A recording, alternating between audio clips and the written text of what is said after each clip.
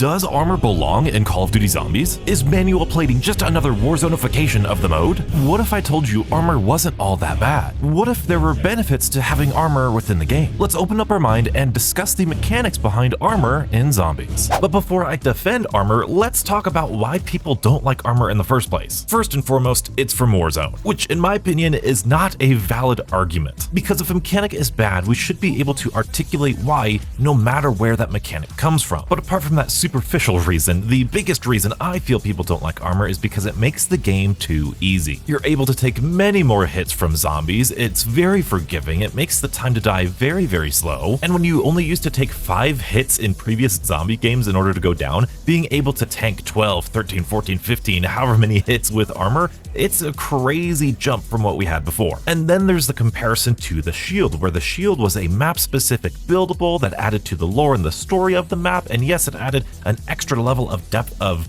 mechanical strategy, so that way if you were turned towards a zombie or away from a zombie, you can tank damage that way with your shield or take damage yourself and save the shield. And looking at all these criticisms are incredibly valid, and let me say for the record, I agree with a lot of these things. I'm not the biggest armor fan. I used to like armor a lot more back when it was introduced in Cold War, but now I'm kind of changing my tune. However, I have realized something that I never realized about armor, and it's kind of opened my eyes to accepting it and actually kind of liking it. So let me show you, let me bring out the chalkboard and show you why I'm starting to enjoy, or at least appreciate on a mechanical level, armor. Now, clearly this is not drawn to scale, but we have a classic health system like the Black Ops 3, Black Ops 4, Black Ops 2, all that stuff with Jug. You can take 5 hits from a zombie here, and then here in Cold War, Black Ops 6, Modern Warfare Zombies, we could take a ton of hits from zombies here. So clearly, like what we just said, this is way easier, way more forgiving, and I, like many of you, thought this was better because this was more fair, this was more fun, this actually taught people to be good at zombies, and if you're here, you're way too forgiving, and you really weren't learning zombies all that well, which is still kind of true in a little bit. But then I was playing Season 5 of Modern Warfare Zombies, and specifically, I was doing the boss fight, the entity boss fight, and it was just so chaotic, it was overwhelming, it was awesome, it was thrilling, it was fun,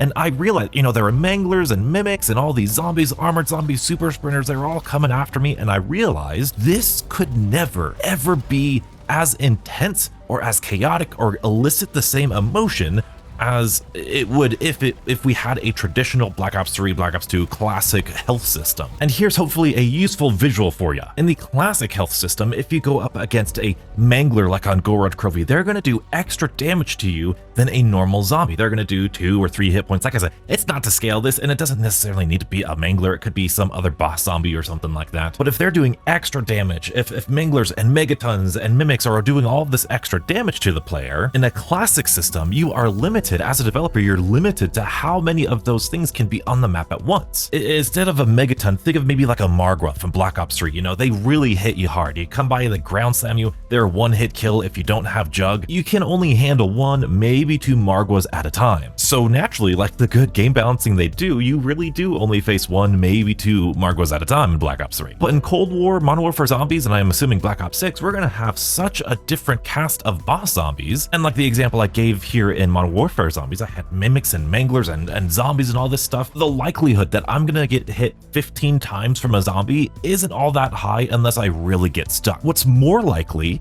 is that I get hit from a zombie, I get hit from a mimic, I get shot by a mangler, and then I get hit by another zombie, and then I go down. In other words, Cold War, Black Ops 6, Modern Warfare 3 has a longer time to die, which means you're able to take a larger variety of damage from all of these other special enemies. It means we can have super sprinters putting pressure on players because bam, we're gonna double hit them, and it's okay because double hitting you in Black Ops 3 is gonna be super punishing. Double hitting you in Cold War, Black Ops 6, it's okay. And what that does with Cold War and Modern Warfare Zombies and I'm assuming Black Ops 6 is that it creates an emotional response from players. When you're in the entity boss fight and you're getting hit a lot, when you're in the unstable rift and you're getting hit a lot, it's a lot of pressure. It puts you in this high stress emotional state. And this is actually how I came to think about this. I was doing that entity boss fight and I thought to myself, how could they do this with the old hell system and make it as intense? And honestly, I don't know if they could. In the classic zombie health system, if you have super sprinters like we have in Black Ops 4,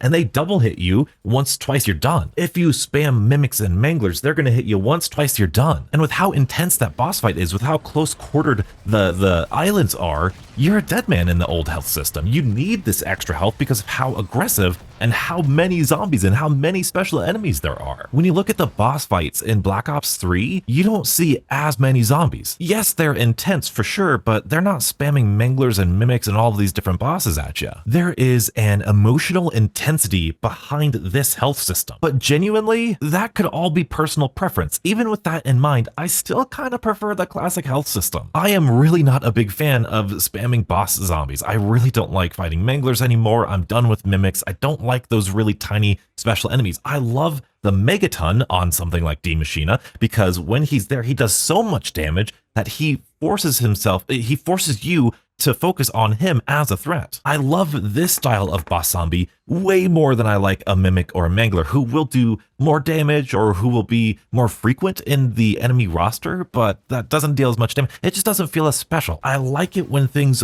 force me to focus on them and dynamically change the way I play the game. For example, in the Season 3 Dark Ether, they spam the crap out of mimics and manglers and disciples, and they give you a lot of health, they give you extra abilities to deal with them, and it all kind of feels lame. None of them can be too powerful because you have all this health, so they deal a percentage-wise less amount of percentage of health dealing to you than they would here in like the classic health system. But because they're weaker, it means they're not that big of a threat, which means they're just kind of like souped up regular zombies, which aren't that interesting to fight. Don't get me wrong, they have great mechanics. I love the disciple mechanics. I love the mimics and I love them as boss zombies, but I just don't give them the same respect as I do a Megaton or a Mega Abomination. And that brings us to a more philosophical point. And I want us to be honest here. I know there's a lot of hardcore zombie players right now watching this video, and I want you to be honest with yourself. I want us to be honest with ourselves here. Traditional zombies is very punishing. I was thinking about this the other day.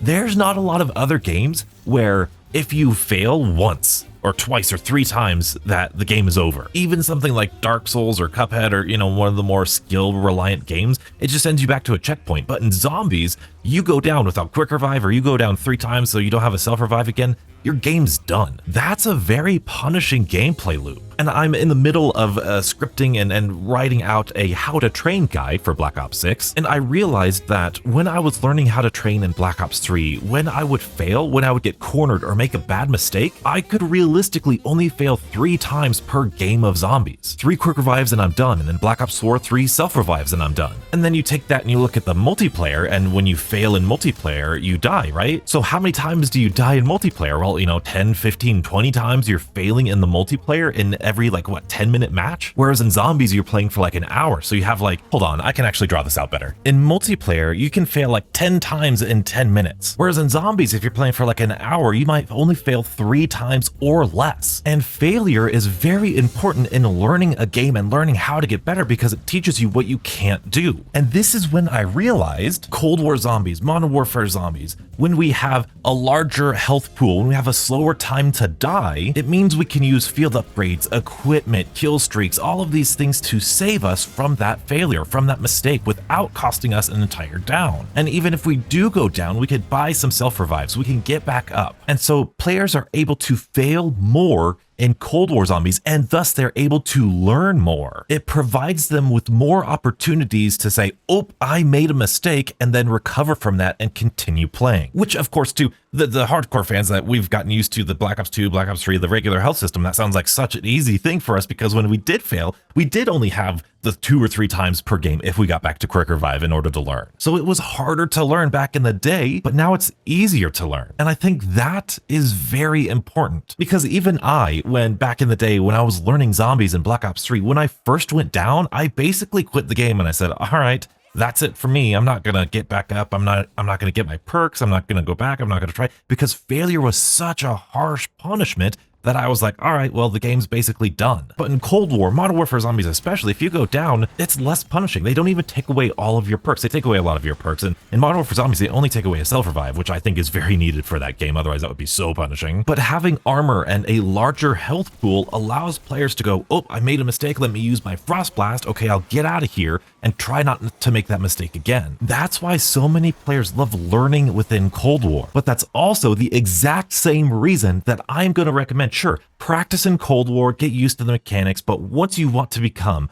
a really good zombies player, once you want to master your skills, go back to the classic zombies. Go back to Black Ops 3, Black Ops 4 especially, to really find that groove and really learn the more advanced or the more solid, basic, better habits for you in your zombie game. Because believe me, classic zombies will punish you if you make a mistake. And that is a good thing. So okay, Donuts, you've convinced me there's some merit to having an armor system in zombies, at least for the newer players. I understand where the developers are coming from now. That may be all well and good, but why oh why do we gotta have the stupid Warzone manual plating? I gotta say, I'm pretty happy with my explanation for this one. Being fully transparent here, I'm actually genuinely really excited for manual plating to return in Black Ops 6. I think it might be better than the Cold War armor system, and let me tell you why. Manual plating provides two key benefits to the armor system. The biggest one, in my opinion, is that it allows you to carry extra armor plates for the future. And the second one being, it allows you to manually replate whenever you want to. Now, Donuts, that's ridiculous. When would you not want to plate up armor? When would you ever not want to have your max health? Let me give you a scenario here. It's at the end of the round, you are at full armor and you have one zombie left. You want to go pack a punch, you want to go upgrade your weapon at the arsenal station. So you go down there, you're interacting with the menu to upgrade your gun to legendary or whatever, and then a zombie slaps you on the back. It's no big deal, it's just what happens mid-round when you're trying to do something. You're trying to do an Easter egg, you're trying to pack a punch, you're trying to get a perk, whatever, you're looking at something.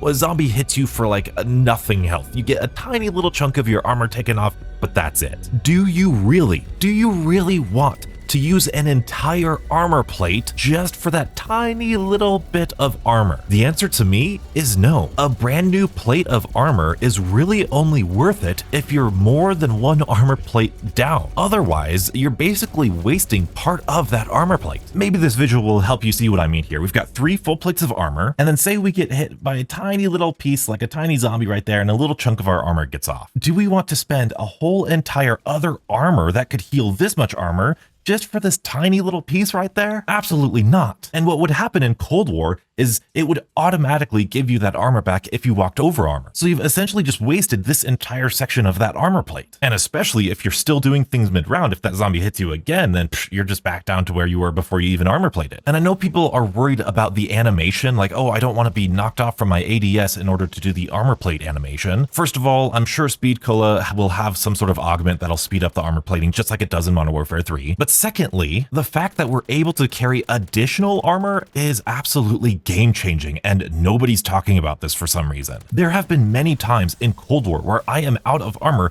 probably because I've been wasting armor running over armor for armor that I don't need, like I just mentioned. But if I'm able to hold on to that at the beginning of a round or at the end of a round where, oh my goodness, there's no armor on the ground, but hey, I've got 3, I've got 5 in a reserve, cool, I'm gonna armor up and then get ready for the next round. That is the sort of strategy that I'm really looking forward to. I've heard an argument that we're not going to have time to armor up because the zombies are non-stop. They're always running at you, as opposed to Warzone or multiplayer, where you actually can take cover and plate up behind cover. And that just made me smile because I was like, oh, this might mean that training might actually have a more prominent role here in Black Ops 6, especially because there's no like Ring of Fire field upgrade. We might need to train zombies effectively to get a moment to breathe, to get a moment to plate up armor and then turn around and go back to killing the hordes. I believe manual plating gives us so much more depth within the armor system. It gives us, it's a new mini game that we need to master. And even though I'm decently excited to see how this manual plating is going to be in a real round-based zombies map, I gotta say, I still am not in love with armor. Zombies is a mode where players are going to take damage, and having armor, it makes it so that you're punishing the player permanently for something that's beyond their control. Now, of course, it's within players' control how much they get hit, but Zombies is not a game like Cuphead or Metroid Dread where the game can be beaten without getting hit whatsoever. You're gonna take damage. That's why Jug is so powerful. That's why armor is so powerful. You're gonna take damage no matter what. So punishing the players permanently feels wrong. They get around this by dropping armor plates all the time from zombies and bosses, and the ability to re-up your plates at an arsenal station or buy station, and that's fine. But it all seems kind of convoluted. Like, at this point, why not just increase the health as opposed to have this armor system? Because that's essentially what armor is. It's just more health, except now we're just gonna have to manually plate, as opposed to just, if we had 500 health points or 1,000 health points, and then the way we gained back armor or gained back our health was by not getting hit for a certain amount of time. But then again, you could argue that as you're getting hit, you could put on armor, which in the moment is a strategical thing. I know I do that all the time in Modern Warfare 3. I've tried to do that in older zombie games. When I'm getting hit, I'll try to use my armor button. I'm like, all right, there's no armor in this game or something like that. So, I mean, I guess that's a viewpoint. Additionally, I was thinking people pit the shield versus armor against each other all the time. And I was just thinking to myself, we could still have both. We could have the armor system as well as a shield system. However, I will expose myself here. The reason that I actually liked armor more than the shield at the beginning of Cold War's life cycle is because I was kind of over the shield back in Black Ops 4. Needing to memorize 9 different locations on every single map for this buildable that was essentially basically required to play the map, that was pretty tedious. Now, the shield is nowhere near as necessary as armor is, but man oh man, you can really tell the difference without a shield. Additionally, when the shield got damaged, you could only repair it by going to the workbench and getting a new shield. Or in Black Ops 4, if you got a carpenter drop, it would repair your shield. But that is it. It was incredibly tedious to go back to the workbench every single round or every couple of rounds or whatever it was, however many times you got it hit. It was so incredibly tedious. So armor, having armor drops and armor plates dropped by enemies, that was awesome because, oh, I could just go anywhere. I could kill these enemies and they will give me the armor to get back in the system. I love that so much more than the shield system. However, like I said, it does feel kind of like we're solving a problem that we've already created ourselves. And I have been playing a lot of Black Ops 4 recently, and it did occur to me that the bosses and the enemies and the special enemies are so aggressive that the shield does feel almost as necessary as the armor. When you've got a Stoker throwing something at you, when you've got a poison catalyst zombie poisoning you close range, you've got zombies on you. I know we said, Black Ops 3, Black Ops 4, there are 4 or 5 hit kill, you can't take that much damage. You take a lot of damage. You take a lot of damage in Black Ops 3 and Black Ops 4 with the shield. So the argument that, oh, the armor makes everything so easy, it's kind of a little less valid in my eyes. Now, it's valid because the shield was one way, and that was like my favorite thing, and that is my favorite thing about the shield after going back and revisiting it. I love the little mini game of like, turn away from this and oh, he's gonna throw something at me, so turn away, block it with the shield, and then I could do this, or hey, I'm gonna save some of my shield durability, I'm gonna tank this hit myself, take the health rather than the durability on the shield. I love that. That's awesome. And the armor is just all the way around, but the shield made a lot of things really easy. The shield gave you an ability to turn into a wall if you got cornered, switch to your wonder weapon, activate a gobblegum, something like that. It was basically like the first iteration of the armor, and it gave you a little bit more flexibility. I just thought that was an interesting comparison in my experience. I love the intensity of a lot of zombies, and Black Ops 6 looks like it's gonna have a lot more zombies in its maps than we've ever had before. Having a longer time to die gives players, it's just like multiplayer, it gives players more time to develop a skill and a strategy and a way out of that situation. Multiplayer players, at least in Call of Duty, seem to like a little bit longer of a time to kill because it allows for skill expression. If you go into hardcore or something that doesn't have a lot of health, you die in a bullet, you kill in a bullet, it's really punishing, it's really fast. Whoever sees the other person first usually gets the jump on them. But with a higher time to kill, even a game like Halo, you get some skill expression, like you get to choose, hey, go for the headshots, hey, maneuver, dodge bullets this way. It gives you more dynamics to think about. And in Cold War and in these longer time to die zombie games, you have equipment, you have field upgrades, you have kill streaks that you can use to your advantage. Otherwise, in Black Ops 3 and Black Ops 4, you were just screwed. You were just dead, and that was that. In Black Ops 3, in the classic health system, the way to win was don't put yourself in a bad situation ever. And with the new health system with armor, it's once you are in this bad situation, you can get out of it if you're skillful enough. Now, it might be personal preference on which one you prefer, but from a game standpoint, from a mechanical standpoint, I can't say that I dislike armor anymore. I understand mechanically how it makes the game better. I don't love it. I'm not in love with it. I don't like, oh my goodness, yes, armor system, let's go. But I understand why it's there. I understand the purpose of why it's there. And it's so much more than just, oh, well, the bad players need a lot of forgiveness. It's so much more than that, and I hope you guys recognize that too. We are mere weeks away from Black Ops 6 Zombies. This is going to be one of the biggest zombie games we've ever seen. And if you want to see how Black Ops 6 Zombies could change zombies forever, be sure to check out this video and stay beautiful.